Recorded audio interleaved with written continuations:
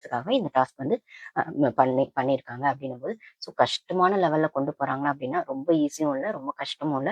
ஆனா இப்படி கொண்டு போனா தான் கான்ட்ரோவர்சி கான்ஃப்ளிக்ட் உள்ள வரும் அப்படிங்கிறதுக்காக ரொம்ப தெளிவா பிளான் பண்ணி விஜய் டிவி பண்ணியிருக்காங்க. என்ன பண்றது? விஜய் சேதுபதி சார மட்டுமே வச்சு உருட்டு உருட்டுன்னு உருட்டுனா உருட்ட முடியாதுல்ல.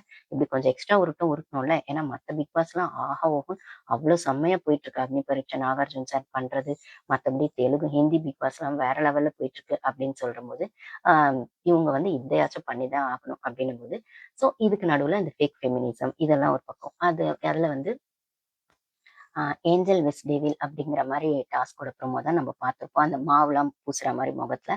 ஏன்னா ஏஞ்சல் வெஸ் டெவில்ன்றது போன சீசன்ல நடக்கல. ஜாக்லின் சீசன்ல நடந்தது. அப்போ மஞ்சரி வந்து பவித்ராக்கு முட்டைய உடைச்சு ஊத்துனது, மொளகாவ சாப்பிட சொன்னது அப்படிங்கிற மாரி தீபக் வந்து பவித்ராவ வந்து ரொம்பவே வந்து மென்டல் டார்ச்சர் பண்ணது. பேசி பேசியே மென்டல் டார்ச்சர் பண்ணது. பவித்ரா ஒரு இடத்துல சொல்லியிருப்பாங்க. எனக்கு மஞ்சரி பண்ணது கூட பெருசா தெரியல. ஆனா மென்டல் டார்ச்சர் பண்ணது தீபக் அண்ணா பண்ணது தான் ஜாஸ்தியா இருந்தது அப்படின்ற அளவுக்கு. ஸோ அதுதான் ஏஞ்சல் வெஸ் டெவில் அப்படிங்கும்போது, ஒரு ஏஞ்சலா இருக்கக்கூடியவங்க டெவில் எவ்ளோ வந்துட்டு டார்ச்சர் பண்ணாலும் அவங்க ஏஞ்சலாவே இருக்கணும். கோவத்த காட்டக்கூடாது அப்படிங்கிறதுக்கு நடுவுல அவங்க எப்படியாவது கோவத்த காட்ட வைக்கணும் அப்படிங்கிறது தான் டெவிலோட டாஸ்க் அப்படின்னும்போது, ஸோ இந்த இடத்துல மஞ்சரிலாம் கூட கான்ட்ரோவர்சியான ஒரு பொண்ணு இப்படி பண்ணுவாங்களா? செய்வாங்களா? அப்படின்னு இல்ல இந்த டாஸ்க்கே இப்படிதானே, அப்போ அவங்க டாஸ்க் நல்லா தானே விளையாடிருக்காங்க அப்படிங்கிற மாரி அந்த இடத்துல ஹோஸ்ட் சொல்லியிருப்பாரு அப்படின்னு சொல்லும்போது, இப்போ போன சீசன்ல அத வைக்கல. ஏன்னா போன சீசன் ஏற்கனவே ஒண்ணுமே உருட்டலன்னும்போது நெறைய கான்ட்ரோவர்சிக்கு நடுவுல போச்சு அப்படின்னு சொல்லும்போது வைக்கல. இந்த சீசன்ல வந்து காமன் மேன் ஷோலயே அத வச்சிருக்காங்க. ஸோ வந்து அப்பதான் வந்து அவங்க ஷாமான்னு சொல்லக்கூடியவங்க வந்து சுகுமாரா அவங்கள வந்து அடிச்சிருக்காங்க. ஃபர்ஸ்ட் வந்து அந்த கோல மாவு ஏதோ ஒண்ணு மைதா மாவு ஏதோ ஒண்ணு வாயில திணிச்சிருக்காங்க. அப்பலாம் அவர் பொறுமையா இருந்திருக்காரு. அதுக்கப்புறம் அடிச்சிருக்காங்க அப்படின்னும்போது, இதே ஒரு பிசிக்கல் வயலன்ஸ் தான் அது அப்படின்னு சொல்லும்போது கண்டிப்பா கண்டிக்கத்தக்க வேண்டியது தான். ஸோ அது வந்து இதே ஒரு ஆம்பள பண்ணியிருந்தா, இது இந்த அளவுக்கு நீங்க வைரலா விட்டுருப்பீங்களா? இந்த அளவுக்கு இதே ஹியூமன் ரைட்ஸ் அப்படி இப்படி ஃபெமினிசம் அப்படி இப்படின்னு இன்னைக்கு இந்த ஷோ ஸ்டாப் பண்ணுங்க. அப்படி இப்படின்னு வந்திருக்கும். பட் ஆனா இது வந்து இவங்க வந்து இது கான்ட்ரோவர்சி ஷோ அப்படின்ற இடத்துல இத வந்து இதையும் கான்ட்ரோவர்சி ஆக்கி இதையும் டிஆர்பிக்காக இதையும் விட்டுருக்காங்க வெளியில. ஸோ இந்த இடத்துல அவங்க அடிச்சது அப்படின்னும்போது அவங்க ஒண்ணு சொல்லியே அடிச்சிருப்பாங்க. காலையில என்ன எகிறு எகிறுன்னு இப்ப எகிறு, இப்ப எகிறு அப்படின்னு சொல்லி அடிச்சிருப்பாங்க. இது ஒரு பக்கம் இருக்கு. அதுக்கப்புறம் அந்த கிரீன் கலர் சாரி கட்டியிருக்க அவங்க வந்து அந்த பால் ஏதோ கட்டிட்டு அப்போ வந்து அவங்கள வந்து அ க கட்டி புடிச்சு தூக்கி ஒரு ஜென் வந்து அந்த சைட் தூக்கி வைப்பாரு. ஸோ அப்ப வந்து அவங்க அத கான்ட்ரோவர்சி ஆக்கிட்டு, ஒரு ஆம்பள வந்து இப்ப தைரியமா இருந்தா நீ வேற ஆம்பள கிட்ட மோத வேண்டியது தானே. ஒரு பொம்பள வந்து இப்படி வந்து இது பண்ணுவியா? ஹேண்டில் பண்ணுவியா?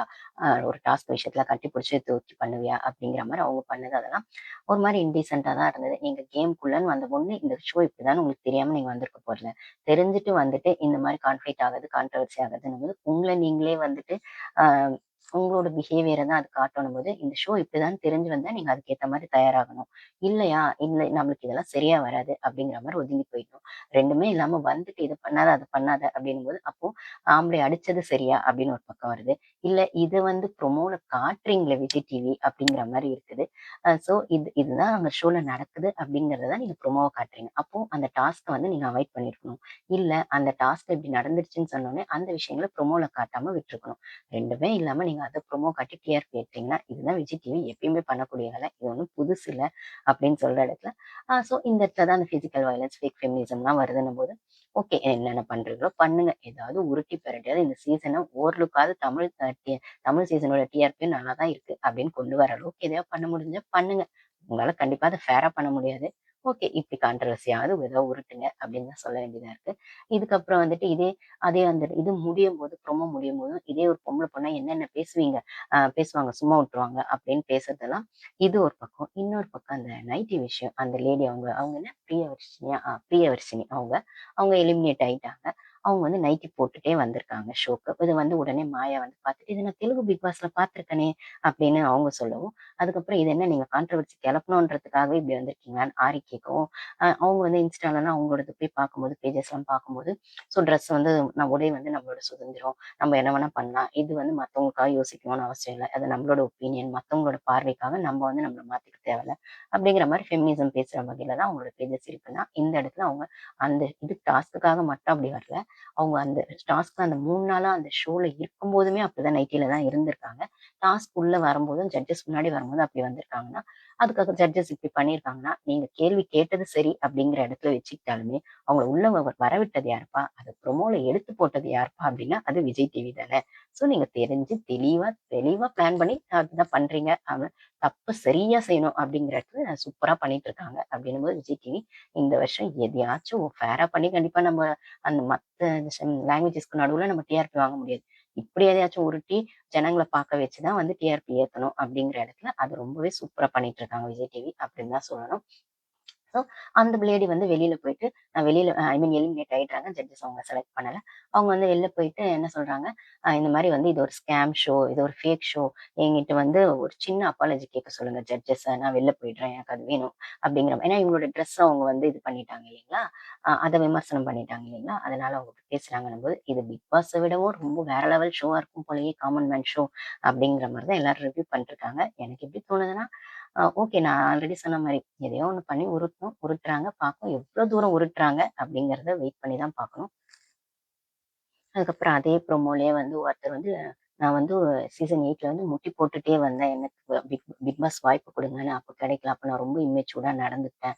அப்படிங்கிற மாரி அவர் சொல்லுவாரு. அதுக்கு உடனே ஓவியா வந்துட்டு, இப்ப மட்டும் மெச்சூர்டா நடந்துக்கிறீங்கன்னு நினைக்கிறீங்களா? அப்படிங்கிற மாரி டக்குனு ஒரு கேள்விய வைப்பாங்க. ஸோ நம்மளுக்கு தான் தெரியும் ஓவியா எவ்வளோ ஸ்ட்ரெய்ட் ஃபார்வர்ட்ன்னு. அவங்க சுருக்கு சுருக்குன்னு அந்த கேள்விய கேட்பாங்க அப்படின்னு சொல்ற இடத்துல, ஸோ இதெல்லாமும் நடந்துட்டு இருக்கு. இதெல்லாம் தான் ப்ரோமோல வந்துட்டு இருக்கு. ஆனா இதுக்கு முன்னாடி, பின்னாடி என்ன நடந்ததுன்னு நம்மளுக்கு தெரியல.